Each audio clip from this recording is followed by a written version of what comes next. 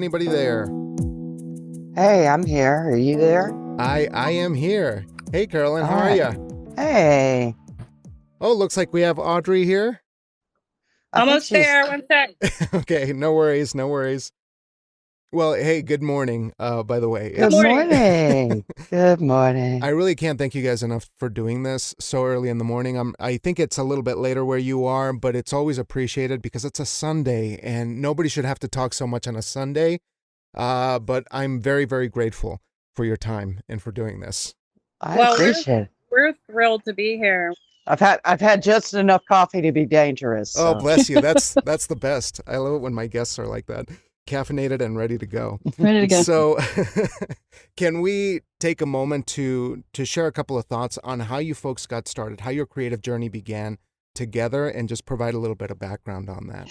So I was 14 years old, living in the back of my mother's therapy practice on Fairview Avenue in Montgomery, Alabama. And she said, I need you to occupy Carolyn's time because they're coming for therapy. And so I said, I don't want to meet somebody new.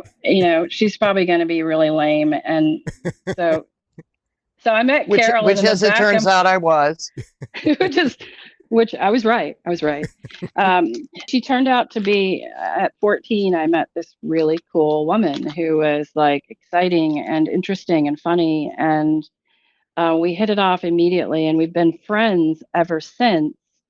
She and I went to the same high school together. We had an incredible drama teacher, Roberta Gamble, who we still update. She's still around, and she believes in us so thoroughly, so fully, and we keep her apprised, and she's just so proud of us.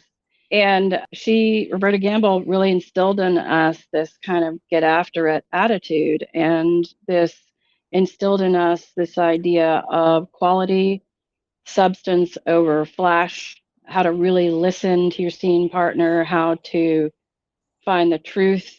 She always instilled in us this idea of researching for authenticity. Carolyn's mother is a librarian and just an incredible, beautiful curator of knowledge and detail. And Carolyn, I believe, has that in her sort of genetically, as this idea of fact-finding and getting to the truth of it. And in Southern storytelling, which she and I sort of traverse, this is sort of our specialty, there's always research to be done, and always, detail. We have to sort of suss out, like, well, how do we make it even more authentic?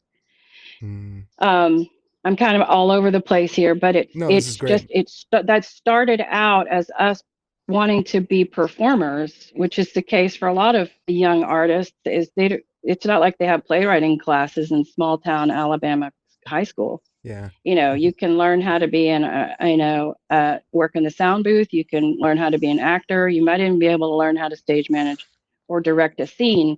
And so she and I wanted to be performers, and that's how it started out. And I think it's fascinating to me how I have turned into this sort of unwitting playwright, and she has turned into this unwitting sort of dramaturg. So we've collaborated many times over the years. And I think while we both still love performance, that will always be my first love, and I know it's Carolyn's first love. We're sort of after something more important these days, which is a truthful sort of rendering of authentic stories about humanity and the human ache and suffering, and how do we transcend that? What is the full toll of grief? How do people get so lost, in the world? And what is the full cost of leaving? Carolyn, do you want to jump in there? Well, just as far as kind of origin, as Audrey started to explore, correct me if I'm wrong, Aud, but I think your writing sort of began, if you will, or this kind of chapter began from you searching for characters, coming from that performance aspect and searching for characters to play and searching for material that was meaningful. And That's right. so, and so there, she came to me with Finn and Yuba, and which was we call it I call it the baby, one act. And I was living in New York at the time, and came to me and said, "Hey, I want you to read this, and I'm thinking about submitting it." And you had already submitted it and done it in a couple of like Maryland Festival, right? Yeah, I had a little bit of history with it. I think you came in partway through that process, but your memory might be a little bit better than mine. But I think you're right about that. You and I had sort of lost touch a little bit because you went off to college and I moved to Maryland and we were sort of separate. But I reached out to you and we hadn't talked in a while, and I said, "Hey, I think you can help me be a part of this." And that was the beginning really of our first collaboration, was, working to make the play better. But and doing that. We self-produced Finn and Yuba when we entered it into the Strawberry One Act Festival, and we took it to the Strawberry One Act Festival in Manhattan, and we won. Oh, great! And that was hard. It was really hard because it cost a lot of money. It's in New York. I mean, she was already based out of New York, so it was a little easier maybe. But so thrilling to be able to sit on the little cafe afterwards and call our high school drama teacher and go, "Well, we made it to round 3, well, we made it to the finals." I mean, it was just a really thrilling time and sort of the beginning of our collaborative work together. And we performed in that together. I think that was the last time I performed with you, Carolyn. Yeah. Oh, goodness. So you're overdue for an acting collaboration, or is that overdue. Part of your past now? I think that I'm absolutely fine letting Carolyn take that. I don't need to perform anymore. I found that when I began writing go ahead. Yeah. I'm the one that thinks she's overdue. I'm the one who always, no matter what, whenever there's a new piece, I'm like, well, that's you. So, you need have to be the right time and the right place. Yeah. But I think honestly, I think I'm more valuable as a playwright than as an actor, because particularly in the stories that I write, there's a strong concentration of strong female roles for the stage, which we need more of. And then I show up in the room, and my directing and acting experience is always so useful. I know it doesn't hurt to have worn many hats over the years, because everything teaches you something. Absolutely. And one of the things that I was going to mention is that it appears that taking that pathway from acting to writing just solidifies your strength as a writer in such a way that you're just able to feel things. You're going for that kind of almost transcendent experience that actors want to have, but on the page. And I think that, it's not something to intellectualize. It allows you to approach Maybe things. That diminishes it when you do. Yeah. Yeah. From a more humane. Something else. Because it becomes less conceptual, right? When you're putting a piece together, and more like you're following a character's intuition rather than the mechanics of something. I mean, that's super important too, but do you feel like that's kind of the way that you go about? It's a great way of phrasing it. Yes. Because there is a tendency. I mean, we cannot dismiss that there's technique and craft, and I'm saying that broadly, but that there are mechanisms that make it readable, what I mean is readable. Like, it doesn't matter how intensely you feel it. If you don't have technique, nobody's going to get the message and the internal feelings that you're feeling. You've got to be able to get that out there. And so it is important, to keep those in mind. But that of which you speak that's why theater is such a draw for me in the first place, because I'm able to have those intensely intimate, sort of beautiful moments with other human beings that I rarely have out in the general population. That's not to say they don't occur, but I do feel like that's why I'm in it. And it also is the constant affirmation and a reminder to not to stay in a certain lane, but to remember that that's why a lot of people are here, to have those experiences. And so I want to create the conditions so that other people can have those. In other words, write stories that facilitate those kinds of connections and awakenings in other artists as well, rather than just like, I don't know if you know, I live in the DC area, and maybe you don't know or you heard that DC is a very political city. And so I've been told. So have you been told? Just read a book. But so there's a lot of pressure here to write politically, to write stories that are timely. And it's not just here, it's all over. Everywhere I submit, there's this a mindset of like, we want to make sure that what we're putting out there is topical. Unless it's the Christmas play, Yeah. and the big musical. Okay, all right, well, and I just don't think that way. I have tried writing political theater and I failed miserably. And what I have found is when I tell the stories of working class aggrieved, and I don't mean grievances, I mean aggrieved, like people that are ordinary people, aching, longing for things, stuck, emotionally fatigued, burnt out in life. When I write the narrative close to the bone in those areas, it resonates profoundly with artists that do my work. Yeah. And so it's a sort of like a little ecosystem. I want to keep feeding that, and which is hard because I'm like, I don't want to be, only this kind of writer. But at the same time, I do think I have a signature style. And so it's that balance, right, of being able to continue to expound and expand on what you know that you do really well, but at the same time reaching for challenges, so that you can learn something, not necessarily so you can take your work to the next level. I mean, that's probably an obvious, but so that you can learn something new about yourself and your craft and get even deeper with it.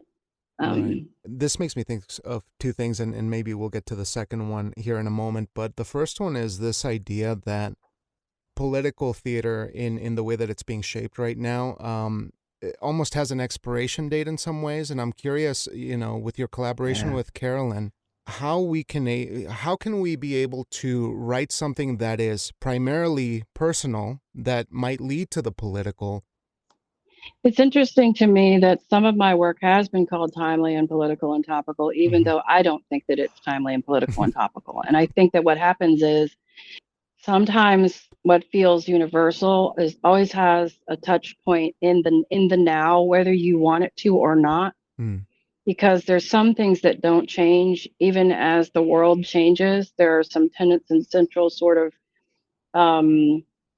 life things that are always the same, and maybe they feel a bit more alive or vibrant or vital right at this moment. Like when you watch a play, you see things in it that maybe were not imbued by the author or by the artist, but you see a parallel. You see that it feels timely. It wasn't written for this moment, and yet it resonates somehow. And it's that deeper resonance, which if you will just continue to push through, writing and write your story, but make sure that you're honoring the characters, distilling it to its essence, and asking really deeper questions of your characters, so that the singularity of their experience is more universal. There's nothing less universal than just sort of like vagueness. People like, I don't have to be a mountain climber, okay, to appreciate a story about a mountain climber, particularly if you take me into his internal world show me what he's aching for, right? Beyond just mountain climbing. Who among us remembers the movie The Abyss, right? Mm-hmm. In The Abyss, you know, you have Ed Harris. I'm getting the names right. Mary Elizabeth Master Antonio, right? They have this marriage that's sort of breaking down just as they're about to find this. It's not, there aren't even words for what they're searching for, but they're right on the cusp of it, right? And their marriage is falling apart, and he throws his ring in the septic toilet and has to fish it out, and his hand is blue for like several scenes because he's like, let me put my ring back on, for God's sake, you know. And so he's got this blue hand with this ring and the symbolism of a wedding ring, right? You know, and so, yes, I can appreciate Cameron's, like, and by the way, I just watched a documentary on that film, and it was like hell to make. Absolute hell for everyone involved. One of my favorites. Love that movie. Yeah, just transcendent in so many ways. Like, we got to watch it from the outside. We didn't actually have to be there in person to go through the savages of those production demands. But so I am not a deep sea diver. I'm not a scientist like his character was. But when it started getting granular in terms of his marriage, okay, in terms of the two of them wanting to try to figure out what they had lost and how could they get it back, and they're stuck under the ocean, right? You know, at the bottom of the sea, you know, that's when it really touched me, right? And so George Saunders talks about this. I would urge anybody listening right now, not necessarily to pause, but as soon as you're done with this podcast, go over to YouTube and watch a 5-minute video called George Saunders on Story. And he will encapsulate for you everything that I'm trying to say right now, which is ask more of your characters. Ask your characters, how can I love you right now? What is it I need to do? Because you're saying things that are erratic. You're being a little crazy. Where is all this coming from? And when you get to those deeper truths, that's when it becomes universal. So I guess the long answer in saying that, yes, there's going to be, if there are to be politics and lessons of the hour in your plays, I think those come organically in this search for your character's deeper truth. You know, Carolyn in the living of it, in the living of it, just it is because you're there, you know. The being present where you are in the time that you're living it automatically leans you in that direction, unwittingly, unconscious, subconscious, however you want to slice it. But and that meandering. It does. She and I are working through a play right now, mine called The Garment, which is a 3 female identifying character play about a long-term artist relationship. It's set in an art studio, and I don't know how this happened, but you know, I'm writing a story about these 2 characters and how did their relationship come about? Like, how did they become so toxic for each other? It feels a little bit like Who's Afraid of Virginia? Like, there's some toxicity in this, although I'm trying to find the comedy too. And somehow along the way, that there's something that happens that it harkens the whole Me Too movement. And I'm like, I didn't set out to write a Me Too play. And yet here it is. Right. And Carolyn's like, I don't know, this might be too brutal. And my agent's like, oh, I don't know, this might be too brutal. And I'm like, well, I don't know, but this is where I am with it. So what is it? You know, am I to then, you know, write this play and put it out into the world, and then every time someone talks of this play in the same breath, they're mentioning or referencing the political climate, the Me Too movement. And I know that I have no control over that. I just have to write what I have to write. And I suppose sometimes the plays will just materialize that way. They will do what they do. They will make they their do way what they out. do. Yeah. And I am glad that you mentioned this current example of you folks working together, because I was going to ask Carolyn, if there was a time in previous moments or previous collaborations where dramaturgy was able to help you through that kind of duality of the massive, the larger social context and the personal. And I think that that's kind of what you're sharing. But Carolyn, do you have another moment like that, maybe earlier on in your collaboration, where you were able to make that kind of breakthrough? Yeah, I think that was something that happened when we were working on the Gulf, which are, these two women in a boat trapped in the shallows and having a massive breakdown in a relationship. And it started off in a completely different way and found its way being incredibly relevant and really politically charged, and finding a major different sort of audience than we ever set out to do. We could not have predicted that play would get its first Lort production right when Trump came into power. We did not have control over that. If it had been produced 2 years prior, it would not have had the same resonance. But because it happened right at that moment, there were all of these parallels of a country divided, think of the word the Gulf and all of the different meanings of that word, right? An impossible divide, a chasm, a great space between, an impossible distance, and that is what these two characters were dealing with, also on the physical terrain of the open waters of the Gulf of Mexico, right? Continue, Carolyn. But yeah, I remember when it landed at that moment, I was like, well, I need to, you're watching the news, for goodness sake. Yeah. The whole reason the story of the Gulf is called the Gulf was because I kept hearing the BP oil spill in the Gulf of Mexico. Every day I kept hearing the Gulf, in the Gulf. And I thought, what a great name for a play. And then fast forward, it's going live right in the middle of the Trump. Well, marriage equality, marriage equality and the building of the wall. Like, there are some real sort of stealth like jokes that wove in there that, really landed hard, because they're like, what are we watching? Is this is this our world? These two women in this relationship that cannot find common ground.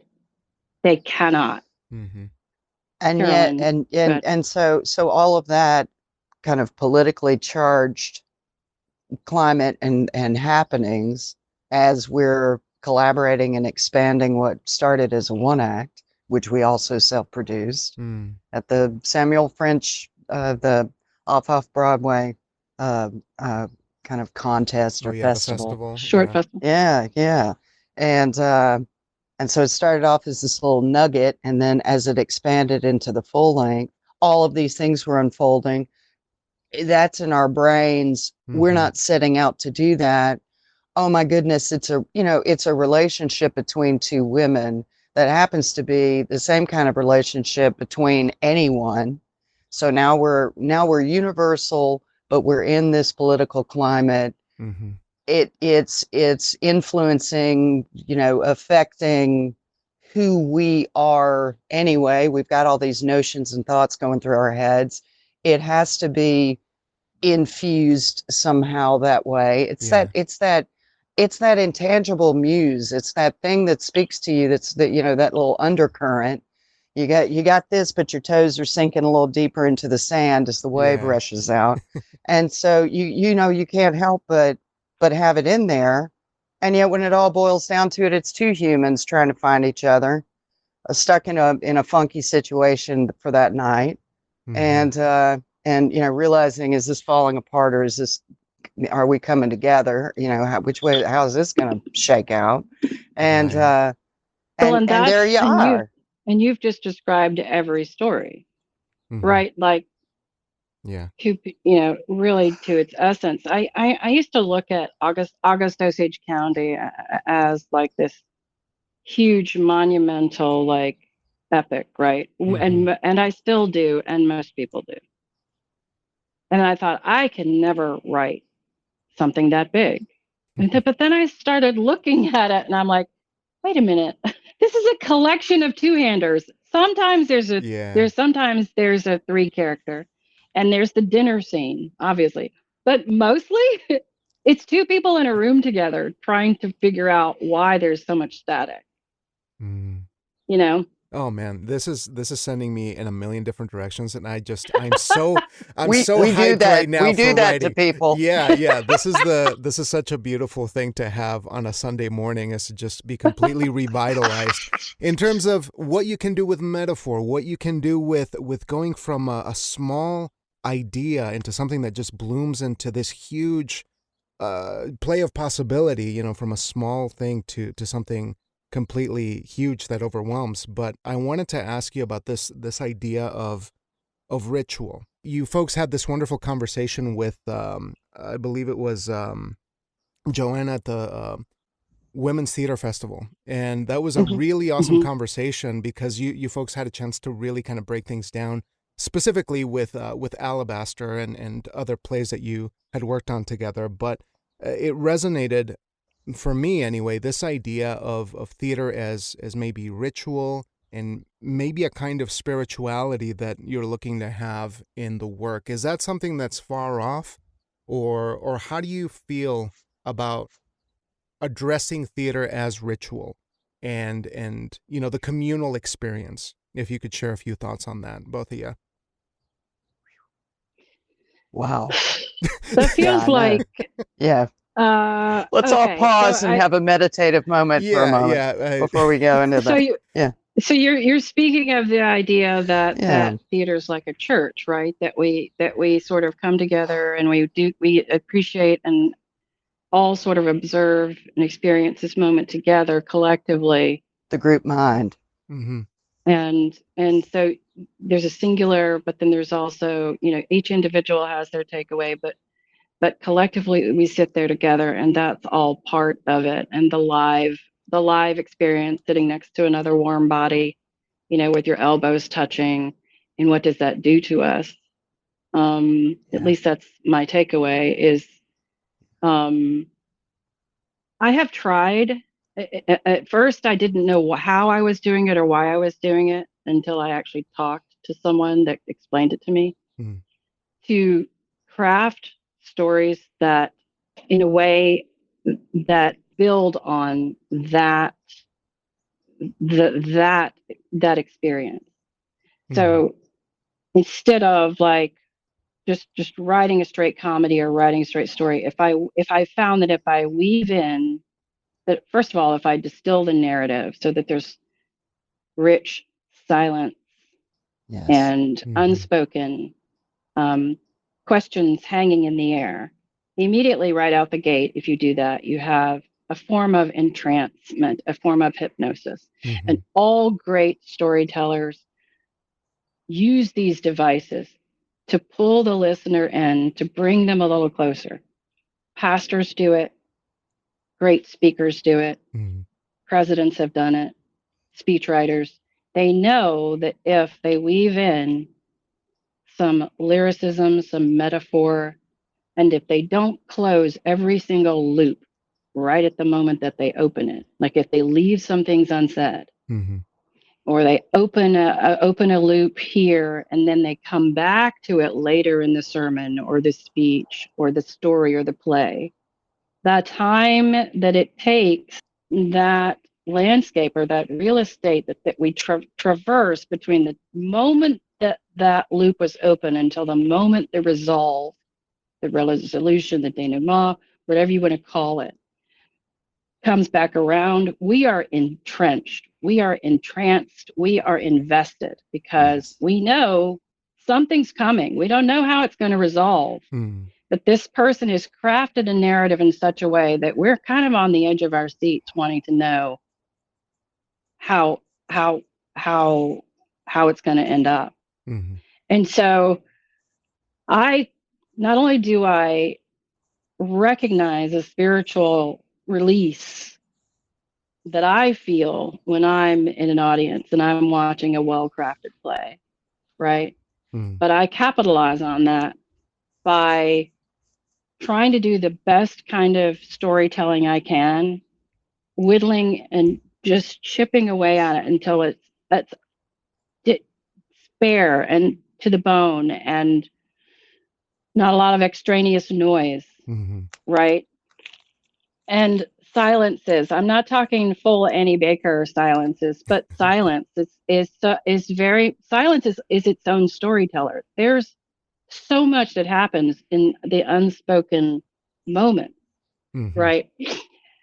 And so I am, for me anyway, because I want my stories to sort of palliatively at least take an injured, wounded listener through a story and hopefully bring them out on the other side with some kind of hope, some kind of answer.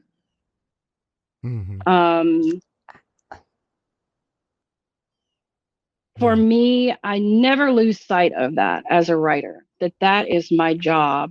That's my vocation. That is what I'm meant to do, is to tell stories of hope, no matter how dark the story gets, right? Stories of hope, stories of transcendence, Healing. Stories that have at least a component of joy and abandon and healing. Even in my darkest stories, there's joy. Even in my darkest stories, there is a component of connectedness. These two disparate souls, right? We see how they came together. We see them at their best, even if it's for only 13 seconds. We're like, oh, I see it. I see why they love each other. I mean, they're tearing each other apart. If you can get to the end of something like August Osage County, or get to the end of Who's Afraid of Virginia Woolf, and at least be able to see why they love each other, then the rest of it makes then the rest of it is more palatable, because we see, and in some ways it's even more tragic, because we're like, how could two people that love each other so much, how could they have gone and drifted so far apart? And that's life. That's just life. There's a grace in that, you know. There's grace. Listening and silence. You know, the silences that Audrey especially, and now me, because of collaboration, hold so near and dear, is that there's in the silence there is listening, and in listening there's internalizing, and internalizing there's grace. So even if you're in the middle of the deepest, like you were, like she was saying, the darkest moments, or, you know, right at the nitty gritty of some hatred or some, but you're working through this, you know, there's always a working through, even where there seems, you know, all is lost, but there's always a working through, and that gets to that chewy little nougat little center part, which is, we're all sitting out here. There used to be, I'm gonna tangent for a second, but there used a dear mentor of mine, Carl Stewart, Tiny Theater in Birmingham, Alabama, terrific new theater. And he created this theater, and he used to even organize where he would put people, if it was a small group, if it was a small crowd that night, he'd put them all close together. He wouldn't let them sit far apart. And that goes back to that group mind that I mentioned before. And he did it because if people are separate in the theater, you know, then maybe they're going to, you know, titter, or they're not going to. But if you put people close to each other, there just happens to be this little energy ball or energy flow that can, the tiniest titter turns into a bigger laughter, turns into a full-on permission, turns into a massive sobbing, turns it, you know, it's that collective nature that we long for, that's live. And that energy ball that actors bounce back and forth with each other, and the director out in the dark. And then now you've got this audience, and you've got these words coming out at you. And now you have a silence, and we're all going, you know, and having that moment together.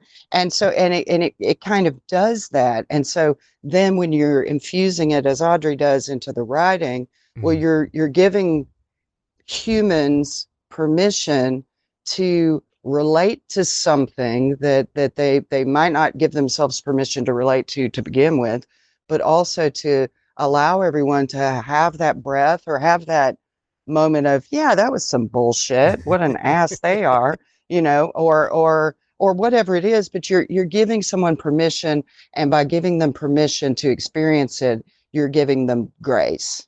Mhm. Does that make any sense at all? Oh, absolutely. Absolutely. Yeah, yeah. And as you're saying that, I'm also remembering, like, when you're all huddled up like that, you can't help but enjoy watching other people watching, and that's part of it too. Is watching that guy laugh so hard makes you laugh. It's contagious. Yeah, there's a magnetism there that we long for so terribly, and I couldn't have encapsulated everything as well as you folks did in that last moment. And maybe the easier answer for me would have been to just go to church. But rather than to put you both through that, but that is so spot on, and it made me wonder if I was going to ask you why two-handers are your go-to and why you have that preference, but you really summarized it so well in that, because I believe that maybe the two-hander is just a complete distillation. The artifice is just stripped down, and you can see all of those steps that not see, but you can feel a lot of that happening, just sort of without the tightrope, or without the safety net, I should say, of the tightrope. Mm-hmm. A two-hander requires of you to create all of that roller coaster action intrinsically. Mm-hmm. And so you say, well, okay, well, is there plot in a two-hander? Yeah, there is. You may not recognize it so much as plot. Okay, but there is, and it requires you to get so incredibly close to this relationship and find the dramatic elements there that are tethered and sort of inextricably linked to their pathos, their internal worlds, and their deepest wishes, that the other may or may not know, or they may need to suss out. And so for me, I went a long time thinking I didn't know how to write anything but a two-hander, because I've gotten really good at it and it's what I'm kind of known for. And then I realized, even 6-character plays are really just two-handers. It's really just, what are you going to do about this one other person? And yes, there are other people around and there's plot and all that, but really, when you start looking at it and breaking it down, it's even Who's Afraid of, I don't know why I keep referring to this, but even Who's Afraid of Virginia Woolf, that's 4 characters, but it's really a two-hander. Think about it. Like, it's these 2 characters, and they have these visitors, but it's really these 2 characters and how they play off this other couple, right? Yeah. Right. I think that the beauty of the two-hander that I think Audrey's got a little bit of the master class in her on that, but also no matter how many characters there are, like right now working on Trouble, or expanding the garment, but there's a pressure cooker. Mm-hmm. No matter, August, it's a pressure cooker. Virginia Woolf, it's a pressure cooker. So even if you're whether it's a small cast or a larger cast, it's the sort of the box that they're in, the trap that they're in, the getting out, the smudging the bubble, trying to pop through, or does that make sense? It's almost from the very moment when you encounter these characters, they're already in a box. They're already in a box together. Mm-hmm. I believe, if you really want to hit the ground running, especially if you're doing it in the short form. Right. In Alabaster, don't explain the box. Just throw us in the box with them and let's see what they're doing in there. And exactly. It's bad and it's ugly. It's so ugly in there. And then the antagonist is like, I know how to open this box. And the protagonist is like, no, you stay away from that flap. I see that flap up there. I've been in this Amazon box many times. I know how to open this box. No, you don't. Yes, you do. That was something that you've always talked about too, Audrey, is speaking of, or Stuck, right?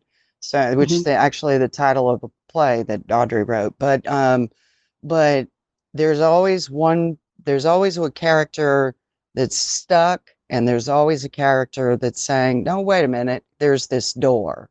Let me show you where the exit is. But the interesting thing is that antagonists, they may be able to see the exit, but they haven't walked in those shoes. They haven't walked in that person's shoes. That sounds so basic, but like, you're not dealing with what I'm dealing with. I'm dealing with all of these ghosts and all of these, I think in Maytag Virgin, Lizzie says to her friend Jack, the only ghost in that house is you. And you won't go in there because you're afraid. You're afraid you might actually feel something. And that's it right there. Is Scott Peck talks about in The Road Less Traveled, neurotic suffering versus legitimate suffering. Well, isn't all suffering legitimate? Okay, sure, right? But there's the suffering that we feel every day because we cannot break through. We cannot do the hard work of walking through that wall of fire to get to the other side. What does that take? It takes just packing a bag and leaving, walking out of a dead-end job, walking out of a dead-end relationship, saying no for the first time in your life, right? Doing something that is just for yourself, right? We oftentimes don't give ourselves permission or have the gumption to actually walk through that wall of fire. But on the other side of that is grace. On the other side of that is a different form of suffering. It still hurts on the other side. It still hurts on the other side, but it hurts in a way that is righteous. Yeah. Because we know we fought for it, we earned it, and we're there. So we're going to suffer this way now on our own terms, right? And that's what Carolyn was getting at. Oh, that's so beautiful. And I can't believe that we're almost at an hour, because this has been such a beautiful masterclass of playwriting. We always hijack. This is my favorite thing ever. I mean, I could listen to you two talk about the craft for forever. It's just been a real privilege today. But I want to ask you one parting thought here from the two of you about what it takes to foster collaboration effectively in the theater, especially as you're creating these stories that are very meaningful and speak of home and are very intimate to you, but also what kinds of things would benefit somebody who's just on the brink of starting that writing journey. I was lucky in that I have had a friend from a very young age that has always helped my work be better than it has a right to be. People will ask, what's the trick? How did you break in? And I recognize that not everybody has that person in their life. They want to get in the room with collaborators and then, develop those relationships. And it's really hard. I would say to stop sharing your work only with the yes men. Yeah. Share it with somebody who might not be your best friend. He might even be the person that you trust the most, that won't hurt your feelings, but is the person that is going to tell you like it is. And then when they tell you like it is, believe them. You went to them for advice in the first place, right?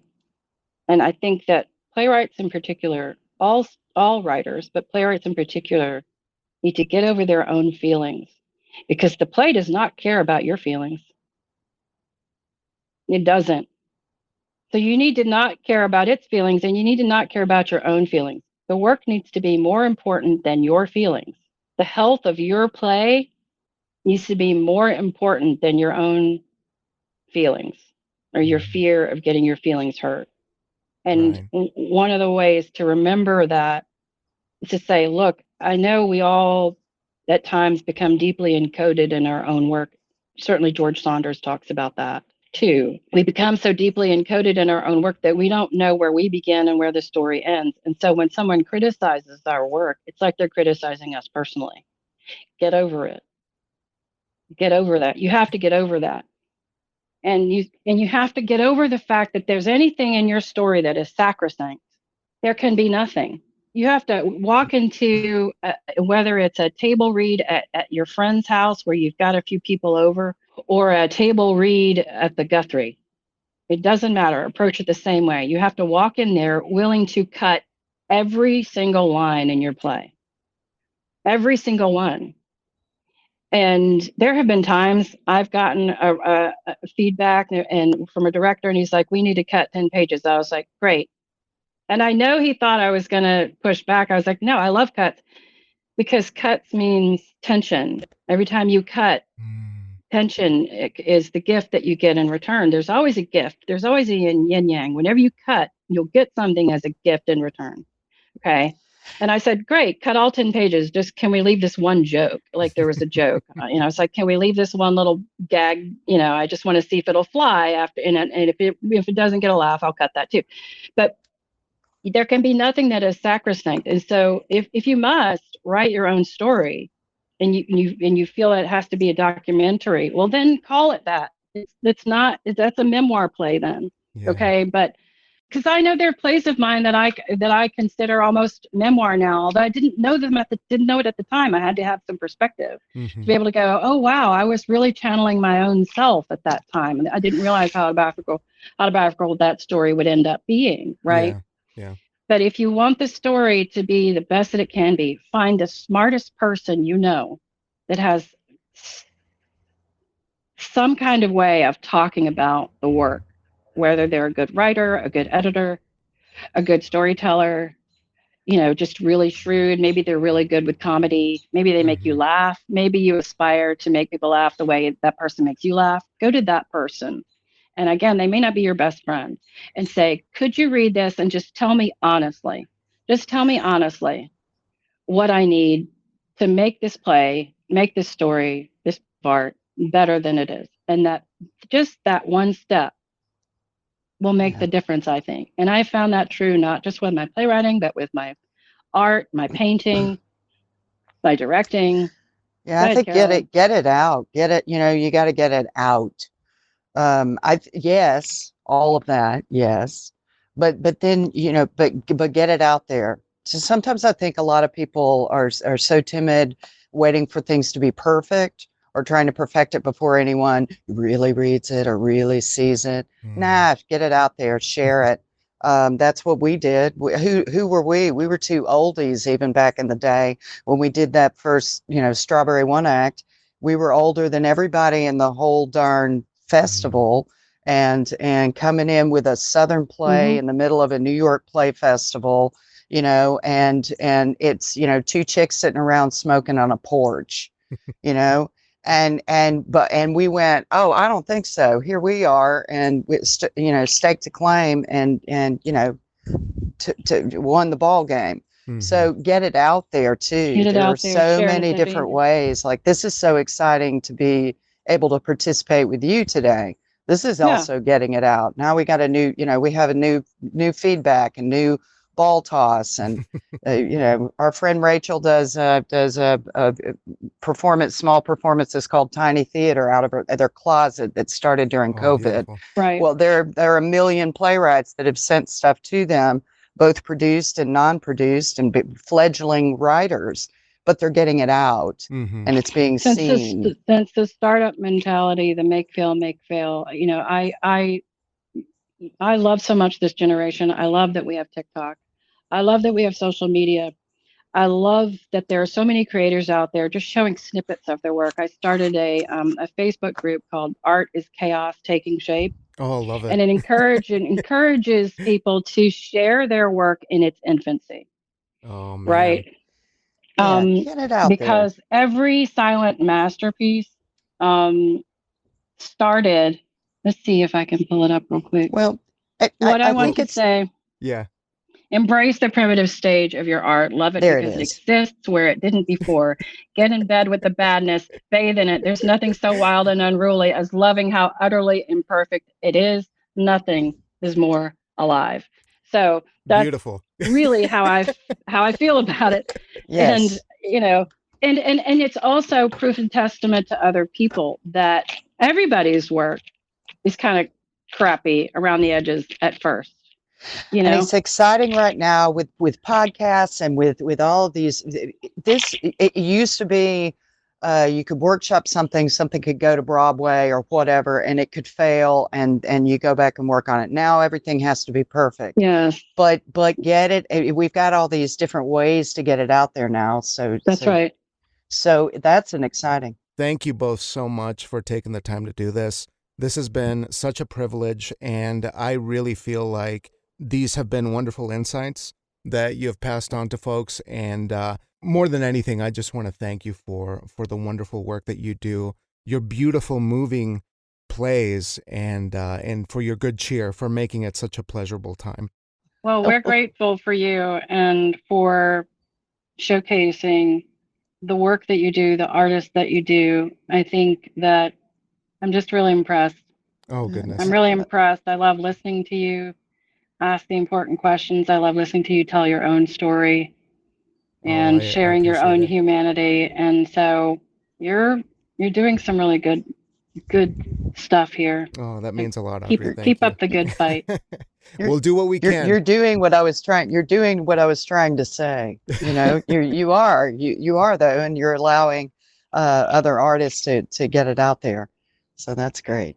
I really appreciate this time. Thank you. Oh, that's wonderful to hear. And even though we just scratched the surface, this is the tip of the iceberg. This has been a masterclass of playwriting and collaboration. But if you ever want to air your grievances or you want to share something else with the world, please let me know. And I'd be happy to keep chatting because this has been such a blast.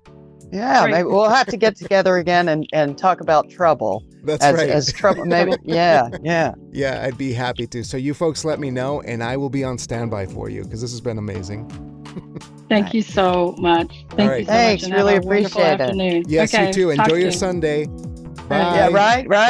Bye. Yeah. Back to life. That's right. Okay. Bye, guys. Bye.